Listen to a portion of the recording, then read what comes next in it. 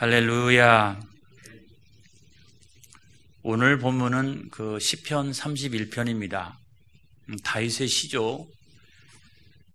처음 부분은 아주 절망적인 비탄시로 시작을 해서 나중에는 감사시로 마무리가 되어지고 있습니다. 무슨 얘기입니까? 아주 절망적인 상황이었지만 하나님의 은혜로 나중에는 감사하는 인생이 되었다, 이런 말이에요.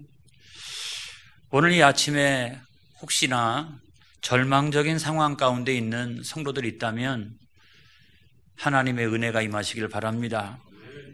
여러분의 인생이 감사하는 인생으로 변화되어지는 축복이 있기를 바랍니다. 할렐루야. 이 시의 배경은요, 사실은 명확하진 않아요. 읽어보게 되면 고난 중에 쓴 시 같은데, 많은 성서학자들이 사울왕을 피해가지고 도망다니던 그 13년 동안의 고난, 그 고난의 한복판에서 쓴 것 같다. 또 더 구체적으로 이렇게 분석하시는 분들은 마온 황무지에서 사울왕이 다윗을 완전히 이렇게 포위할 때가 있었어요. 그 절체절명의 순간, 그 사면 초가의 그 순간에서 쓴 시다, 그렇게 이야기를 하는데, 제가 오늘 성경 말씀을 몇 번씩이나 이렇게 읽어봐도 그런 것 같아요. 그런 것 같아요. 그와 같은 절체절명의 위기, 그 순간이라고 하는 느낌이 들어요. 그리고 그런 고통이 느껴집니다. 여러분 성경 말씀 그 4절에 보면 이런 내용이 있어요. 그들이 나를 위하여 비밀이 친 그물에서 빼내소서 그랬어요. 비밀이 친 그물. 사울왕의 눈을 피해가지고 다윗이 막 도망을 다닙니다. 한두 번도 아니고, 이 동굴에 숨어 있으면 여기 찾아오고, 또 저 동굴에 숨어 있으면 또 그쪽으로 찾아오고, 한두 번이 아니죠.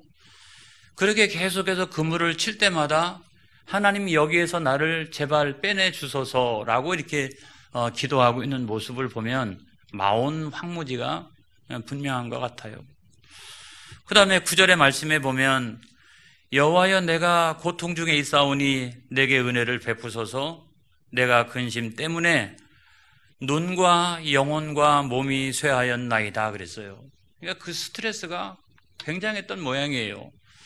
그러니까 눈도 그렇고 영혼도 그렇고 몸도 그렇고 막 쇠약해질 정도로, 이쪽으로 피하면 또 저쪽으로 피해야 되고 또 피해 다녀야 되고, 그런 상황이 되니까 나중에 가가지고는 그 스트레스 때문에 그냥 몸과 영혼이 완전히 망가져버린 그런 상황이 된 것을 볼 수가 있습니다.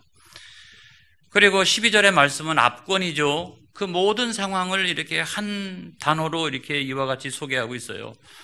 내가 잊어버린 바 됨이 죽은 자를 마음에 두지 아니함 같고 깨진 그릇과 같으니이다 그랬어요. 깨진 그릇과 같다는 거예요. 여러분, 사람이 죽으면 얼마간은 기억을 합니다만은 시간이 지나면 잊어버려요. 아주 위대한 인생을 살았던 사람을 빼놓고 나서는 시간이 웬만큼 지나면 다 잊어버리게 되어져 있죠. 그것처럼 이 순간에 하나님이 나를 잊어버리신 것 같다는 거예요. 내가 하나님 앞에서 잊어버린 존재와 같다, 그렇게 이야기를 합니다. 그리고 시대와 역사를 위해서 금그릇, 은그릇, 동그릇 이렇게 사용되어지도 시원치 않을 판에 깨진 그릇과 같으니이다. 내가 하나님 앞에서 내가 깨진 그릇과 같습니다 라고 고백하고 있죠. 그의 절망감이 얼마나 대단한가 하는 것을 알 수 있는 그런 대목이라는 생각이 들어요. 완전 사면 초가잖아요. 절체절명의 순간이잖아요. 근데 오늘 아침에 제가 여러분들에게 드리고 싶은 말씀은 이 순간이 중요하다는 거예요. 정말 이런 순간이 너무너무나 중요하다는 거예요. 누구나 그와 같은 상황을 만날 때가 있습니다, 여러분. 하지만 누구나 그런 상황을 다 극복해 나가는 것은 결코 아닙니다. 예수 믿는 사람들도 마찬가지죠. 예수 믿는 사람들이라고 해서 다 그 상황을 극복해 나가느냐? 그렇지 않습니다. 내가 마음으로 믿기로는 우리 하나님은 만군의 여호와시라, 그렇게 믿고 있지만 그 순간에 내 믿음이 시험대에 오르는 순간이 될 때도 있어요. 그 순간에 내 믿음이 이것밖에 안 돼? 내 믿음이 이와 같이 연약한 믿음이었나? 내 믿음이 담대한 믿음이었나? 그래서 내 믿음이 온전하게 이렇게 그 시험대 위에 오르게 되는 그런 순간을 맞이할 때가 여러분 있어요. 이런 점에서 저는 참 다윗은 위대하다는 생각이 듭니다. 그의 신앙을 한마디로 표현하면 뭐라고 이야기할 수 있을까? 절대 주권의 신앙. 할렐루야. 절대 주권의 신앙을 가지고 있었어요. 흔들리지 않았습니다, 여러분. 무너지지 않았습니다, 여러분. 완전히 사면초가가 돼서 죽을 수밖에 없는 그와 같은 상황에서도 하나님 내 상황이요 깨진 그릇과 같아요. 하나님 나를 잊어버리신 것 같아요. 그렇게 이야기하고 있지만 여러분 14절에 있는 말씀에 보면은 이렇게 고백을 하고 있어요. 여호와여 그러하여도 나는 주께 의지하고 말하기를 주는 내 하나님이시라 하였나이다 라고 고백하고 있어요. 그러하여도 이 말은 뭐예요? 그럼에도 불구하고 이런 거죠. 나는 깨진 그릇과 같고 하나님 앞에 잊혀진 그런 존재와 같지만 그럼에도 불구하고 하나님은 내 하나님이시요. 그리고 그 하나님은 어떤 하나님이시라? 여러분 2절과 3절과 4절에 있는 말씀에 동일하게 3번씩이나 표현되어지고 있는 내용이 있어요. 뭡니까? 하나님은 견고한 바위요 구원하시는 산성이요 나의 반석과 산성이시요 4절에 보면 주는 나의 산성이시니이다. 할렐루야. 깨지는 그릇과 같은데 하나님은 내 하나님이시고 하나님은 나의 반석이시요 하나님은 나의 산성이시라. 할렐루야. 여기서 조금 더 이렇게 흔들리지 않았다는 거예요. 여러분 절대 주권의 신앙이 왜 중요한가를 말씀드리려고 하는 거예요. 예를 들어 보면 요셉과 같은 사람이 있잖아요. 요셉은요 자기 아버지 야곱이 노년에 낳은 자식이기 때문에 다른 형들에 비해서 굉장히 편애를 했어요. 형들은 다 나가가지고 말이죠 밤이고 낮이고 들판에 나가서 양들을 치고 그 죽을 고생을 하고 있는데 이 요셉은 어떻게 했어요? 채색 옷을 입혀가지고 자기 이렇게 언저리에서 성장하도록 그렇게 했어요. 그것도 미워 죽겠는데 결정적으로 형들이 요셉을 미워하게 됐던 이유가 뭐냐면 꿈 이야기예요. 지금도 미워 죽겠는데 나중에 성장해가지고 요셉이 잘 되고 형들은 그 앞에서 절하는 인생이 될 것이다 라고 예언을 하니까 얼마나 기가 막혀요. 막 미워 죽겠죠. 그래서 심부름차 자기를 방문했던 이 요셉을 형들이 어떻게 합니까? 그 미워하는 마음을 가지고 구덩이에 던져버려요. 어떤 마음으로는 차라리 거기서 죽었으면 좋겠다. 내 막내 동생이 없었으면 좋겠다. 이런 생각들이 아마 그들의 마음 가운데 있었을 거예요. 그런데 잘 생각해 보세요. 만약에 그런 미움이 없었더라면 요셉은 어떻게 성장을 했을까? 나중에 성장해가지고 이렇게 어떤 모습이 되었을까? 아, 내가 잘못하면 다른 사람이 나를 미워할 수도 있구나. 여러분, 이런 것들을 우리가 생각할 수 있어야 사람은 성장해 갑니다, 여러분. 내가 고난의 구덩이에 던져질 수 있구나. 만약에 그런 고난의 구덩이에 던져지지 않았다라고 하면 어떻게 됐을까?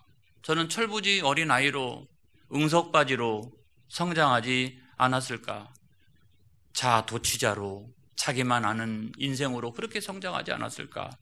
그런데 그 고난의 구덩이에 던져짐으로써 다른 사람이 나를 미워할 수도 있다.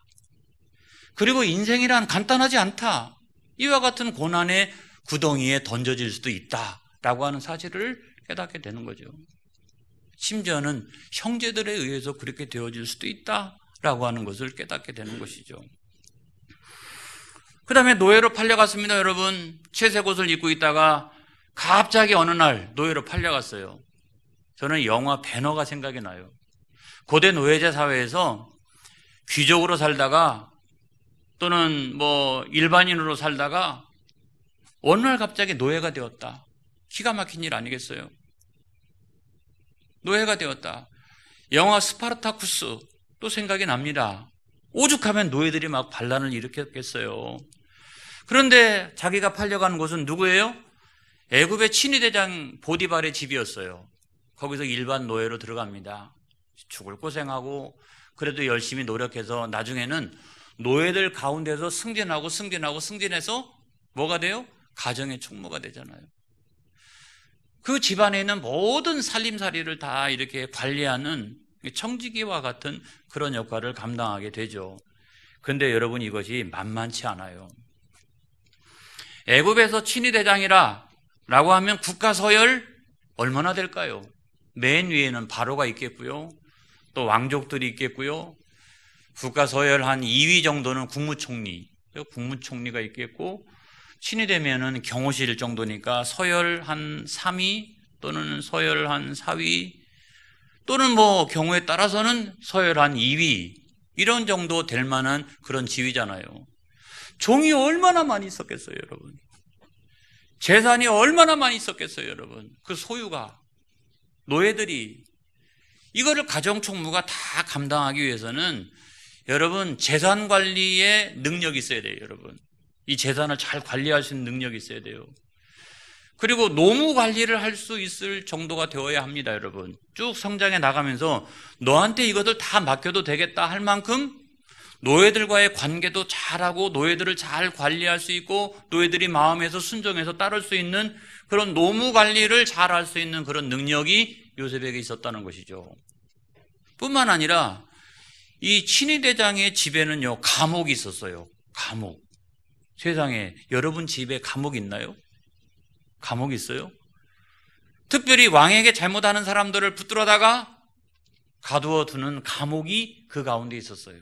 그 정치범들이 누가 들어오나 하는 것들을 보게 되면 애굽의 정치적인 상황이 어떻게 흘러가고 있는지를 잘 알 수 있는 그런 위치에 있었다고요. 그래서 이 보디발의 집이라고 하는 것은 단순하지 않습니다. 애굽의 정치, 경제, 사회, 문화, 종교의 어떤 축소판과 같은 재산 관리해야 되죠. 노무 관리해야 되죠. 이거 가만히 보면서 이 감옥에서 일찍 나갈 사람, 못 나갈 사람 이런 것들을 이렇게 구분할 수 있는 그런 정무적인 감각 이런 것들을 갖출 수 있는 그런 계기가 되었다고요. 만약에 노예로 팔려가지 않았다라고 하면 거기서 열심히 일하지 않고 나는 노예니까 그냥 뭐 자포자기하는 인생이 되었다라고 하면 어떻게 되었을까? 가정총무가 되지 않았다라고 하면 나중에 국무총리라고 하는 이 국가 전부의 재산을 관리하고 백성들을 관리하고 이런 일들을 감당할 수 있었겠는가? 여러분, 천만의 말씀이잖아요. 천만의 말씀입니다. 보디발의 부인 여주인으로부터 유혹을 받았습니다. 그리고 모함을 받고 감옥에 갇히게 됩니다. 이것도 억울한 일이죠. 억울한 일이에요. 기가 막힌 일이죠. 막 죽고 싶은 마음이 들었을 거예요. 내가 노예살이 하면서 어떻게 해가지고 가정 총무까지 올라왔는데 내가 노예는요 거기가 최고예요. 노예 신분을 벗어나지 않는 한 가정 총무 정도 되는 것이 노예가 승진할 수 있는 최고까지 올라갔는데 내가 감옥에 갇히다니 말이죠. 여주인의 미움을 받고 얼마나 기가 막혔을까. 죽고 싶은 생각이 들었을 거예요. 근데 여러분 거기서도 마찬가지라고 생각합니다. 만약에 그 유혹을 받아들였더라면 어떻게 되었을까? 여주인의 놀이객감이 됐겠죠. 좋은 표현으로 얘기하면 여주인의 남친 됐겠죠. 남친.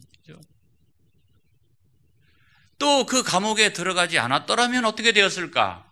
거기서 술 맡은 관원장이라든지 떡 맡은 관원장이라든지 애굽의 최고위 상류층 고위급들과 교제를 나눌 수 있는 계기가 있었을까 하는 생각이 드는 거예요.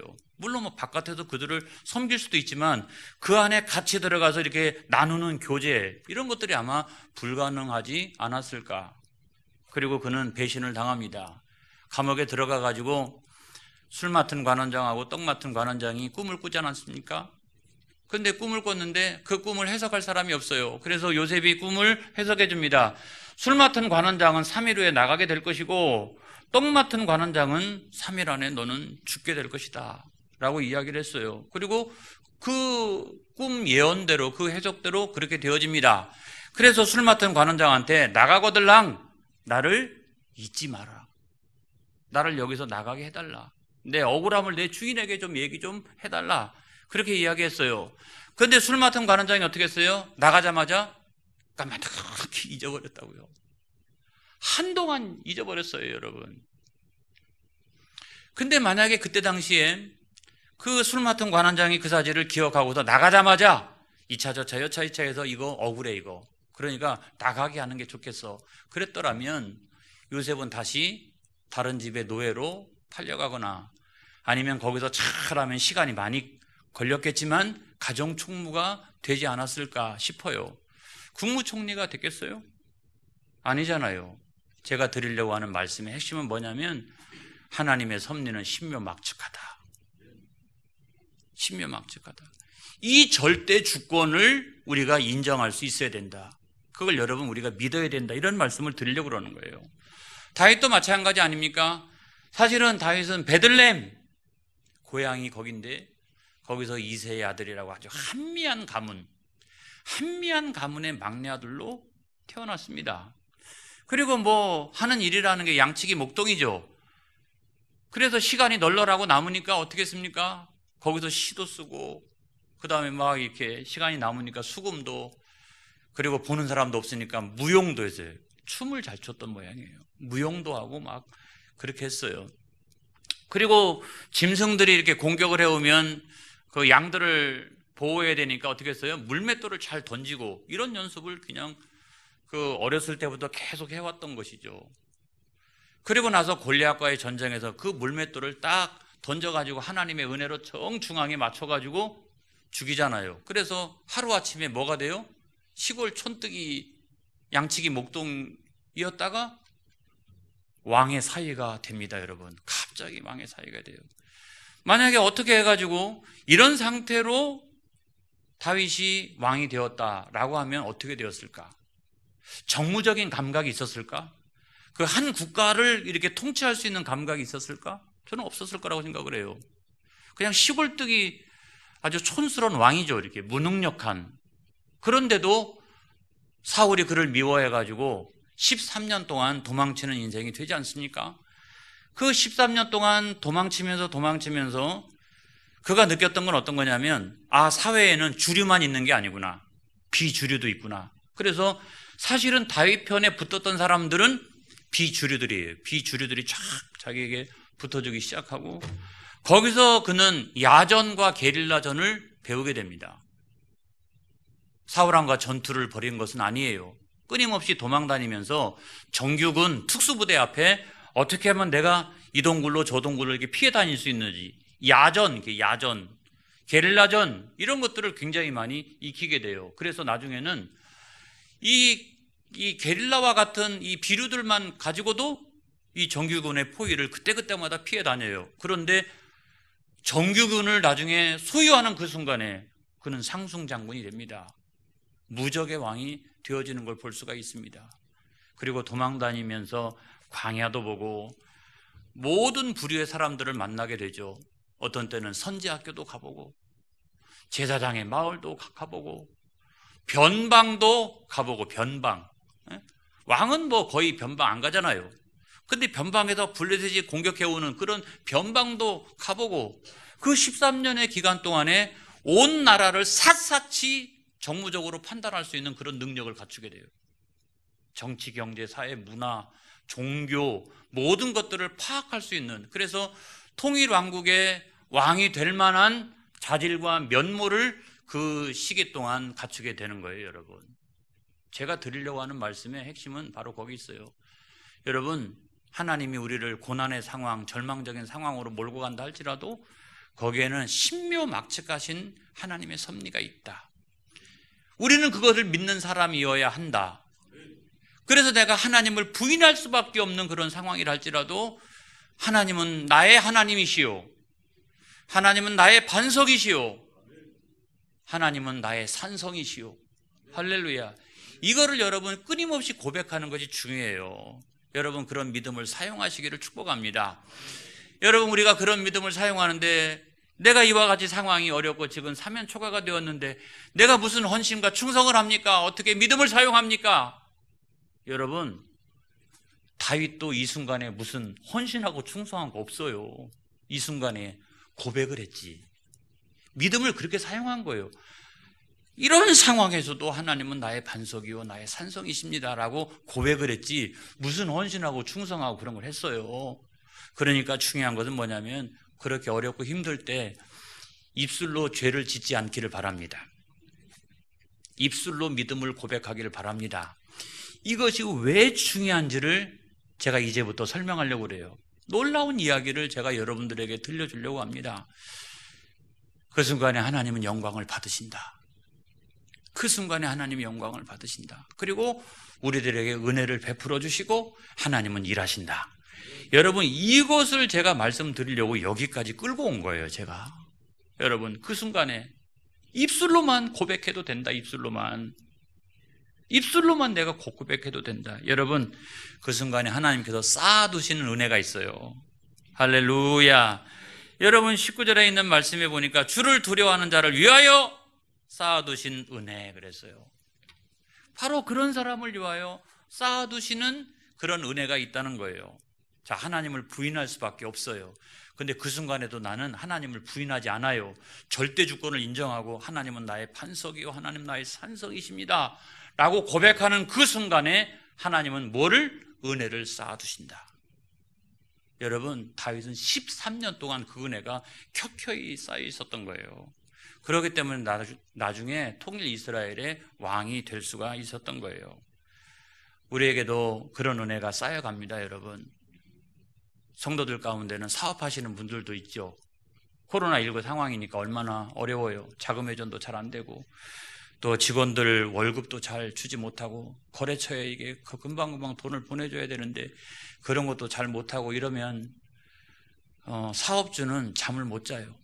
정말 죽을 맛이죠. 이게 죽을 맛이에요. 그거를 그냥 금방 문제가 해결되는 것도 아니고 한 주, 두 주, 세 주, 한 달 동안 기가 막힌 상황을 만나게 됩니다. 그럼에도 불구하고 그 순간에 절대 주권의 하나님, 그 하나님을 인정하는 저와 여러분이 되어지길 바랍니다. 그러면 하나님은 은혜를 쌓아두신다. 은혜를 쌓아두신다. 우리 교회 사랑하는 성도님들 참 제가요 고맙고 감사하게 생각을 해요. 이런 어려운 중에도 하나님 사랑하고 교회 사랑하고 이런 분들이 교회 안에 많이 있어요. 요즘은 이렇게 평상시에는 교우들이 교회 안에 별로 없어요. 어떤 때는 텅 빈 것 같아요. 그런데도 꼭 출근 도장을 찍으시는 분들이 있어요. 와가지고 그냥 이야기만 나누는 게 아니라 교회에 필요한 것과 또 교회 여러 사역을 위해서 수고하고 헌신하는 분들이 있어요. 그래서 어떤 때는 그런 분들 때문에 교회가 그래도 북적북적한 것 같고 그런 분위기가 연출이 되어져요. 쌓아두신 은혜가 있다는 거예요. 카페 로뎀도 마찬가지죠. 제가 지난주인가 가가지고 거기서 레몬차를 마셨는데 깜짝 놀랐어요. 맛이 끝내줘요. 그래서 왜 그런가 했더니 우리 교회는 과일청만 사용하는 게 아니라 그 생과일을 가지고 갈아가지고 거기다가 집어넣기 때문에 특별하게 맛이 있지 않은 거예요.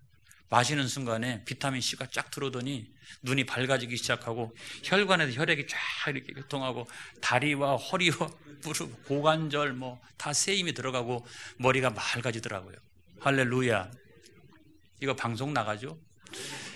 근데 아무튼 우리 교인들이 와가지고 그래도 차를 사 먹고 그렇게 하는데 가끔 우리 교인들이 그런 얘기를 해요.